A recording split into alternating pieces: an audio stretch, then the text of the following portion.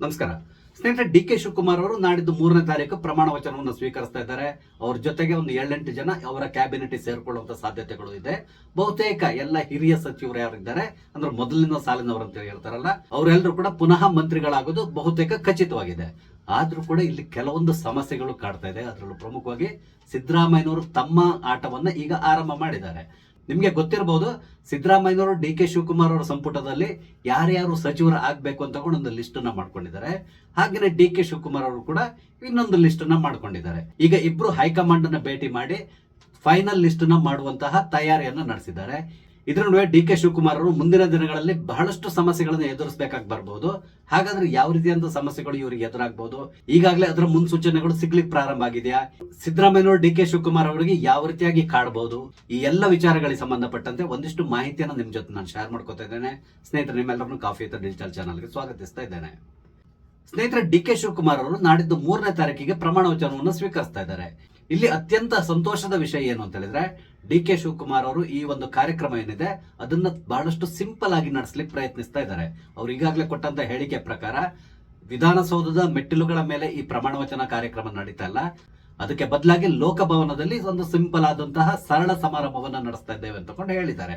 ಆ ಮೂಲಕ ಒಂದಿಷ್ಟು ಜನಸಂದಣಿಯನ್ನ ಇಲ್ಲಿ ಅವರು ಅವಾಯ್ಡ್ ಮಾಡ್ಲಿಕ್ಕೆ ಪ್ರಯತ್ನಿಸ್ತಾ ಇದ್ದಾರೆ. ಇದು ಅವರ ಒಂದು ಒಳ್ಳೆ ನಿರ್ಧಾರ ಅಂತ ಹೇಳಿ ನಾನು ತಿಳ್ಕೊಳ್ತೇನೆ. ಅದೇನಿರಲಿ, ಈಗ ಡಿ ಕೆ ಶಿವಕುಮಾರ್ ಅವರಿಗೆ ಆಗ್ತಾ ಇರುವಂತಹ ಸಮಸ್ಯೆಗಳೇನು ಅಂತ ಹೇಳಿದ್ರೆ, ಸಂಪುಟದಲ್ಲಿ ಯಾರ್ಯಾರನ್ನ ಸೇರ್ಸ್ಕೋಬೇಕು, ಯಾರನ್ನ ಕೈ ಬಿಡಬೇಕು, ಈ ರೀತಿಯಂತ ಸಮಸ್ಯೆ ಉಂಟಾಗ್ತದೆ. ಅದ್ರ ಜೊತೆಗೆ ಸ್ಪೀಕರ್ ಸ್ಥಾನದಲ್ಲಿ ಯಾರನ್ನ ಕೂರಿಸಬೇಕು, ಇದು ಬಹುದೊಡ್ಡದಾದಂತಹ ಸಮಸ್ಯೆ ಆಗಿ ಅವ್ರಿಗೆ ಕಾಡ್ತಾ ಇದೆ. ಇಲ್ಲಿ ಇವರಿಗೆ ಇರುವಂತಹ ಪ್ರಮುಖ ಸಮಸ್ಯೆ ಏನು ಅಂತ ಹೇಳಿದ್ರೆ ಈ DCMಗಳದ್ದು. ನಿಮ್ಗೆಲ್ಲರಿಗೂ ಕೂಡ ತುಂಬಾ ಚೆನ್ನಾಗಿ ಗೊತ್ತಿತ್ತು, ಸಿದ್ದರಾಮಯ್ಯನವರು ಸುಮ್ಮನೆ ರಾಜೀನಾಮೆ ಕೊಟ್ಕೊಂಡು ಮನೆಗೆ ಹೋಗೋದಿಲ್ಲ, ಅದಕ್ಕೆ ಬದಲಾಗಿ ಈ ಸರ್ಕಾರವನ್ನ ಎಷ್ಟು ಸಾಧ್ಯವೋ ಅಷ್ಟು ಕಾಡ್ತಾರೆ ಅಂತಕೊಂಡು. ಅದಕ್ಕಾಗಿ ಅವರು ಉರುಳಿಸಿರುವಂತಹ ಪ್ರಥಮ ದಾಳ ಏನು ಅಂತ ಹೇಳಿದ್ರೆ DCM ಹುದ್ದೆಗಳು. ಅವ್ರು ಏನ್ ಹೇಳ್ತಾ ಇದಾರೆ ಅಂತ ಹೇಳಿದ್ರೆ, ಜಾತಿಗೊಂದು ಸಮುದಾಯಕ್ಕೊಂದು DCMಗಳನ್ನ ನೇಮಕ ಮಾಡಬೇಕು ಅಂತ ಹೇಳಿ ಹೇಳ್ತಾ ಇದಾರೆ. ಅಂದ್ರೆ ಹಿಂದುಳಿದ ವರ್ಗಕ್ಕೊಬ್ಬ DCM, ಲಿಂಗಾಯತ ಕೋಟದಲ್ಲಿ ಒಬ್ಬ DCM, ದಲಿತ ಕೋಟದಲ್ಲಿ ಒಬ್ಬ DCM, ಹಾಗೇನೆ ಅಲ್ಪಸಂಖ್ಯಾತ ಕೋಟದಲ್ಲಿ ಇನ್ನೊಬ್ಬ DCM, ಈ ರೀತಿ 4ರಿಂದ 5 ಜನ DCMಗಳನ್ನ ನೇಮಕ ಮಾಡಬೇಕು. ಈ ರೀತಿಯಾಗಿ ಸಿದ್ದರಾಮಯ್ಯನವರು ಹೈಕಮಾಂಡ್ಗೆ ಮನವಿ ಮಾಡಿದಾರಂತೆ. ಈ ರೀತಿಯಾಗಿ ನಾವು ಜಾತಿವಾರು ಅಥವಾ ಸಮುದಾಯವಾರು DCMಗಳನ್ನ ನೇಮಕ ಮಾಡಿದ್ರೆ ಆಗ ಮುಂದಿನ ಚುನಾವಣೆಯಲ್ಲಿ ನಾವು ಎಲ್ಲಾ ಸಮುದಾಯದವರ ಮತವನ್ನ ಪಡೆಯಲಿಕ್ಕೆ ಸಾಧ್ಯ ಆಗ್ತದೆ. ಆ ಮೂಲಕ 2028ರ ಚುನಾವಣೆಯಲ್ಲಿ ನಾವು ತುಂಬಾ ಸುಲಭವಾಗಿ ಗೆದ್ದು ಬರಬಹುದು. ಅವ್ರು ಹೇಳೋ ರೀತಿ ಹೇಗಿದೆ ಅಂತ ಹೇಳಿದ್ರೆ, ಒಂದು ಸಮುದಾಯದಿಂದ ಒಬ್ಬ DCM ನ ಮಾಡಿದ ತಕ್ಷಣ ಆ ಸಮುದಾಯದವರು ಎಲ್ಲರೂ ಕೂಡ ಕಾಂಗ್ರೆಸ್ಗೆ ವೋಟ್ ಹಾಕ್ಬಿಡ್ತಾರೆ. ಆ ಸಮುದಾಯದ DCM ಏನಿರ್ತಾನೆ ಆ ಸಮುದಾಯದವ್ರನ್ನ 2 ವರ್ಷದಲ್ಲಿ ಉದ್ಧಾರ ಮಾಡಿಬಿಡ್ತಾರೆ. ಆ ಮೂಲಕ ಆ ಸಮುದಾಯದವರು ಕಾಂಗ್ರೆಸ್ಗೆ ಚಿರಋಣಿಯಾಗಿರ್ತಾರೆ. ಅವರು ಸಾಯುವವರೆಗೂ ಕೂಡ ಕಾಂಗ್ರೆಸ್ಗೆ ವೋಟ್ ಹಾಕೊಂಡು ಹೋಗ್ತಾರೆ. ಈ ರೀತಿಯಾಗಿ ಸಿದ್ದರಾಮಯ್ಯನವರು ವಾದ ಮಾಡುವ ರೀತಿಯಲ್ಲಿ ಕಾಣಿಸ್ತಾ ಇದೆ. ಆದ್ರೆ ಡಿ ಕೆ ಶಿವಕುಮಾರ್ ಅವರು ಶತಾಯಗತಾಯ ಇದಕ್ಕೆ ಒಪ್ಕೊಳ್ತಾ ಇಲ್ಲ. ಅವ್ರು ಏನ್ ಹೇಳ್ತಾ ಇದ್ದಾರೆ ಅಂತ ಹೇಳಿದ್ರೆ, ಯಾವುದೇ ಕಾರಣಕ್ಕೆ ಈ ರೀತಿಯಾಗಿ 4-5 ಜನ DCMಗಳನ್ನ ಮಾಡೋದನ್ನ ನಾನು ಒಪ್ಪೋದಿಲ್ಲ. DCM ಆಗೋದಿದ್ರೆ ಯಾರು ಒಬ್ಬರನ್ನ DCM ಮಾಡೋಣ, ಜಾತಿವಾರು ಸಮುದಾಯವಾರು ಈ ರೀತಿಯಾದಂತಹ DCMಗಳನ್ನ ಮಾಡೋ ಮುಖಾಂತರ ಪವರ್ ಶೇರಿಂಗ್ ಮಾಡ್ಕೊಳ್ಳಿಕ್ಕೆ ನಾನು ತಯಾರಿಲ್ಲ. ಅದಲ್ಲದೆ ಹೆಚ್ಚೆಚ್ಚು DCMಗಳಾದ್ರೆ ಆಗ ಸಮಸ್ಯೆಗಳು ಕೂಡ ಜಾಸ್ತಿ ಆಗ್ತಾ ಹೋಗ್ತದೆ. ಯಾಕಂತ ಹೇಳಿದ್ರೆ ಹಲವಾರು ಶಕ್ತಿ ಕೇಂದ್ರಗಳು ಸರ್ಕಾರದಲ್ಲಿ ಉಂಟಾಗ್ತದೆ. ಹಾಗೆ ಇವರೆಲ್ಲರನ್ನು ಮ್ಯಾನೇಜ್ ಮಾಡೋದು ತುಂಬಾ ಕಷ್ಟ ಆಗ್ತದೆ. ಹಾಗಾಗಿ ಇಲ್ಲಿ ಡಿ ಕೆ ಶಿವಕುಮಾರ್ ಅವರು ಯಾವುದೇ ಕಾರಣಕ್ಕೆ 4-5 ಜನ DCMಗಳನ್ನ ಮಾಡ್ಲಿಕ್ಕೆ ನಾನು ಒಪ್ಪೋದಿಲ್ಲ. ಮಾಡೋದಾದ್ರೂ ಒಬ್ಬರನ್ನೇ DCM ಮಾಡಬೇಕು, ಈ ರೀತಿಯಾಗಿ ಅವರು ಬೇಡಿಕೆಯನ್ನ ಇಟ್ಟಿದ್ದಾರಂತೆ. ಅದರಲ್ಲಿ ಅವ್ರು ಸೆಲೆಕ್ಟ್ ಮಾಡಿರುವಂತಹ ಹೆಸರು ಯಾರದ್ದು ಕೇಳಿದ್ರೆ ಪ್ರಿಯಾಂಕ್ ಖರ್ಗೆ. ನಿಮ್ಗೆ ಗೊತ್ತಿದೆ, ಪ್ರಿಯಾಂಕ್ ಖರ್ಗೆ ಅವರು ಬಹುತೇಕ ಈ ಬಾರಿ DCM ಆಗೋದು ಖಚಿತ ಅನ್ನುವ ಸುದ್ದಿ ಬರ್ತಾ ಇದೆ. ಇಲ್ಲಿ ಖಂಡಿತವಾಗಿ ಎಲ್ರಿಗೂ ಒಂದು ಸಂಶಯ ಬಂದೇ ಬರ್ತದೆ, ಬಹಳಷ್ಟು ಯೋಗ್ಯರು ಈ ಸರ್ಕಾರದಲ್ಲಿದ್ದಾರೆ, ಆದ್ರೆ ಅವ್ರನ್ನೆಲ್ಲರನ್ನು ಬಿಟ್ಟು ಈ ಪ್ರಿಯಾಂಕ್ ಖರ್ಗೆ ಅನ್ನುವ ಹರಕುಬಾಯಿ ಮನುಷ್ಯನನ್ನ ಯಾಕೆ ಇವರು ಉಪಮುಖ್ಯಮಂತ್ರಿ ಮಾಡ್ಲಿಕ್ಕೆ ಹೊರಟಿದ್ದಾರೆ? ಈ ರೀತಿಯಂತ ಪ್ರಶ್ನೆ ಸಹಜವಾಗಿ ಬಂದೇ ಬರ್ತದೆ. ಇದಕ್ಕೆ ಕಾರಣ ಬೇರೆ ಏನೂ ಅಲ್ಲ, ಈತನು ಮೇಧಾವಿ ಅಲ್ಲ ಅಥವಾ ಉತ್ತಮ ಕೆಲಸಗಾರ ಕೂಡ ಅಲ್ಲ. ಈತನ ಬಂಡವಾಳ ಏನು ಅನ್ನೋದನ್ನ ಇಷ್ಟು ದಿನ ನಾವು ನೋಡಿದ್ದೇವೆ.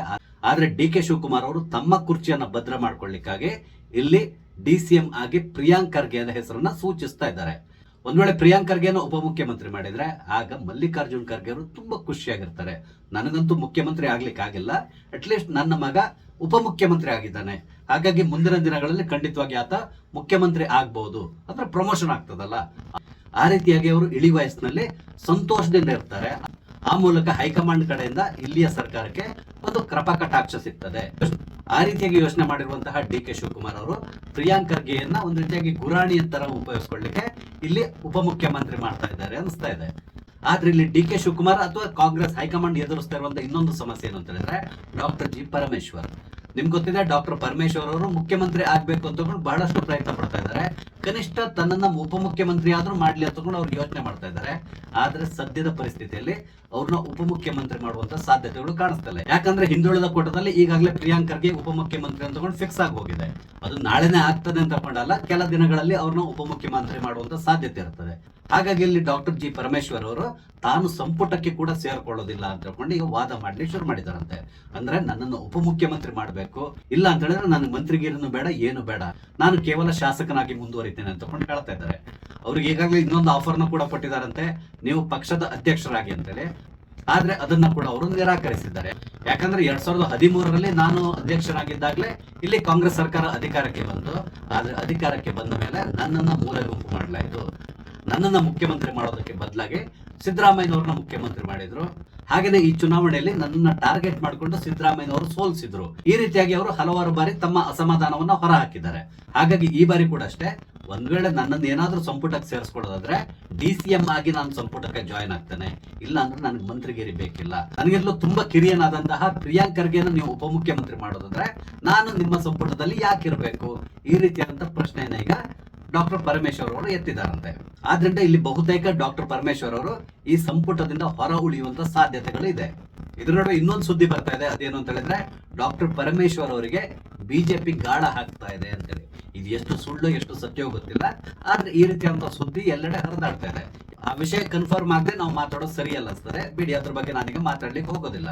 ಹಾಗೇನೆ ಈ ಸರ್ಕಾರಕ್ಕೆ ಎದುರಾಗ್ತಾ ಇರುವಂತ ಇನ್ನೊಂದು ಸಮಸ್ಯೆ ಏನು ಅಂತ ಹೇಳಿದ್ರೆ, ಅದು ಸತೀಶ್ ಜಾರಕಿಹೊಳಿ.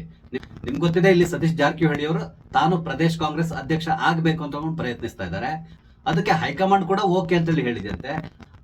ಆದ್ರೆ ಇಲ್ಲಿ ಸತೀಶ್ ಜಾರಕಿಹೊಳಿ ಅವರು ಅಧ್ಯಕ್ಷ ಪದವಿ ಜೊತೆಗೆ ನನಗೊಂದು ಪ್ರಬಲ ಖಾತೆಯನ್ನು ಕೂಡ ಕೊಡಬೇಕು ಅಂತೇಳಿ ಕೇಳ್ತಾ ಇದ್ದಾರೆ. ಆದ್ರೆ ಅದಕ್ಕೆ ಅಡ್ಡಗಾಲ ಆಗ್ತಾ ಇರೋದು ಇದೆ DK ಶಿವಕುಮಾರ್ ಅವರು. ಯಾವುದೇ ಕಾರಣಕ್ಕೆ ಎರಡೆರಡು ಹುದ್ದೆಯನ್ನು ನಿಮ್ಗೆ ನಾವು ಕೊಡೋದಿಲ್ಲ. ನೀವು ಮಂತ್ರಿ ಆಗ್ಬೋದು, ಇಲ್ಲ ಅಧ್ಯಕ್ಷರಾಗ್ಬೋದು. ಈ ರೀತಿಯಾಗಿ ಎರಡರಲ್ಲಿ ಯಾವ್ದಾದ್ರು ಒಂದನ್ನ ಆಯ್ಕೆ ಮಾಡ್ಕೋಬೇಕೆ ಹೊರತು ಎರಡನ್ನೂ ನೀವು ಆಯ್ಕೆ ಮಾಡ್ಕೊಳ್ಳುವ ಹಾಗಿಲ್ಲ. ಈ ರೀತಿಯಾಗಿ ತಾಕೀತು ಮಾಡಿದಂತೆ. ಆದ್ರಿಂದ ಇಲ್ಲಿ ಸತೀಶ್ ಜಾರಕಿಹೊಳಿ ಅವರು ಮುಂದಿನ ದಿನಗಳಲ್ಲಿ ಇವರ ಸಂಪುಟದಲ್ಲಿ ಇರ್ತಾರಾ ಅಥವಾ ಇಲ್ವಾ, ಈ ರೀತಿಯಾದಂತಹ ಒಂದು ಡೋಲಾಯಮಾನ ಪರಿಸ್ಥಿತಿ ನಿರ್ಮಾಣ ಆಗಿದೆ. ಅದಲ್ಲದೆ ಬೆಳಗಾವಿಯಲ್ಲಿ ಹಿಡಿತ ಸಾಧಿಸಬೇಕು ಅಂತ ಹೇಳಿದ್ರೆ ಸತೀಶ್ ಜಾರಕಿಹೊಳಿ ಅವರನ್ನ ಮೂಲೆ ಗುಂಪು ಮಾಡಬೇಕು. ಅದಕ್ಕೆ ಕೂಡ ಇಲ್ಲಿ DK ಶಿವಕುಮಾರ್ ಅವರು ಪ್ರಯತ್ನಿಸ್ತಾ ಇದ್ದಾರೆ.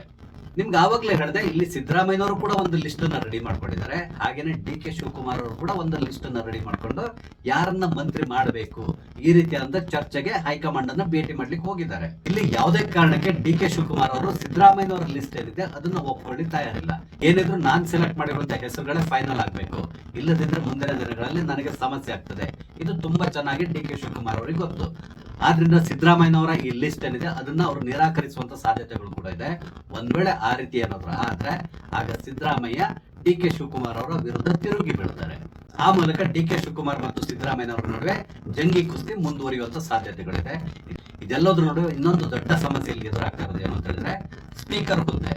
ಈಗಾಗಲೇ ಬರ್ತಾ ಇರುವಂತಹ ಸುದ್ದಿ ಪ್ರಕಾರ ಯಾವುದೇ ಕಾರಣಕ್ಕೆ UT ಖಾದರ್ ಸಭಾಪತಿಯಾಗಿ ಮುಂದುವರಿಲಿಕ್ಕೆ ತಯಾರಿಲ್ಲ. ಅವರು ಮಂತ್ರಿಗಿರಿ ಅಥವಾ DCM ಪೋಸ್ಟ್ ಮೇಲೆ ಕಣ್ಣಿಟ್ಕೊಂಡು ಕೂತ್ಕೊಂಡಿದ್ದಾರೆ.